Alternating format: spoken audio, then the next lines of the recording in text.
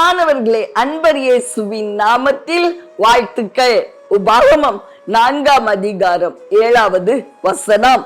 நம்முடைய தேவனாகிய கர்த்தரை நாம் தொழுது கொள்ளுகிற போதெல்லாம் அவர் நமக்கு சமீபமாய் இருக்கிறது போல, தேவனை இவ்வளவு சமீபமாய் பெற்றிருக்கிற வேறே பெரிய ஜாதி எது? எவ்வளவு அழகாய் ஆவியானவர் பேசுகிறார். பிரியமானவர்களே, தேவனை போல ஒரு தேவன் இல்லை. நம்ம தொழுது கொள்ளுகிற போதெல்லாம் அவர் நமக்கு சமீபமாய் இருக்கிறார் என்று மோசே எழுதுகிறார்.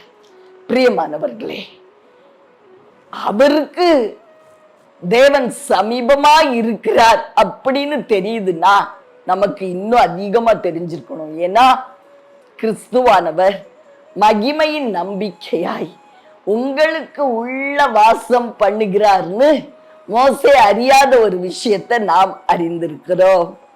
பிரியமானவர்களே, அவர் நமக்குள்ளே வாசம் பண்ணுகிறார். அவருடைய பரிசுத்தை நம்ம உணரணும். நமக்குள்ள இருக்கிற அந்த பரிசுத்த தெய்வத்தினுடைய தொடுதலை நம்ம உணரணும். அந்த பரிசுத்த தெய்வத்தினுடைய குரலை நம்ம கேட்கணும். அந்த பரிசுத்த தெய்வத்தினுடைய வழி நடத்துதலை நம்ம அறிந்து கொள்ளணும். அதுக்கு என்ன செய்யணும்?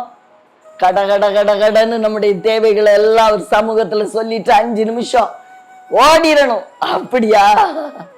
பிரியமானவர்களே, இல்ல, அவருடைய சமூகத்துல காத்திருக்கணும். எனக்குள்ள அவர் இருக்கிறார். அவருடைய அசைவாடுதலை உணரணும். அவருடைய குரலை நம்ம கேட்கணும். வார்த்தையின் மூலம் வார்த்தையை தியானிக்கும் பொழுது அவருடைய குரலை நம்ம கேட்க முடியும். அவருடைய ஸ்பரிசத்தை நம்ம உணர முடியும்.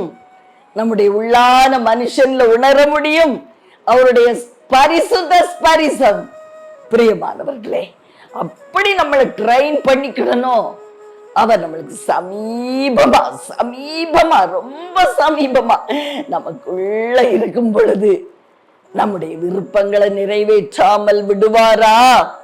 நிச்சயமா உங்க விருப்பத்தை இன்னைக்கு நிறைவேற்றுவார். உங்களுக்கு என்ன வேணும்? அவரிடத்துல கேளுங்க. அவர் எனக்கு சமீபமாய் இருக்கிறார். நான் அவரை தொழுது கொள்ளும் பொழுது அவர் எனக்குள்ள அவர் அசைவாடுறதை நான் உணர்றேன்னு சொல்லி நீங்க அவரிடத்துல உங்களுடைய இருதயத்தை ஊற்றி கொடுத்து பாருங்க. பிரியமானவர்களை, பெரிய அற்புதத்தை அவர் செய்ய இருக்கிறார். உங்களுக்காக ஜெபிக்கட்டுமா? அன்பின் பரலோக தகப்பனே, அருமையான நல்ல ரட்சகர், ஆவியான அன்பு தெய்வம், அப்பா, உங்களை தொழுது கொள்ளும் போதெல்லாம் எங்களுக்கு சமீபமாய் நீர் காணப்படுகிறீர் ஐயா. உம்மை போல தெய்வம் இல்லை, உம்மை போல யாரும் இல்லை. நீர் எங்களுக்கு சமீபமாய் இருப்பது போல கர்த்தரை, அவர்களுடைய தெய்வத்தை இவ்வளவு சமீபமா எந்த ஜாதியாரும் உணர்ந்து கொள்ள முடியாதுன்னு எழுதப்பட்டிருக்கப்பா. தெய்வமே, நீர் நல்லவர். எங்களை கேட்கிறவராய் இருக்கிறேன், எங்களை காண்கிறவராய் இருக்கிறேன். உம்முடைய அன்புக்காக நன்றி.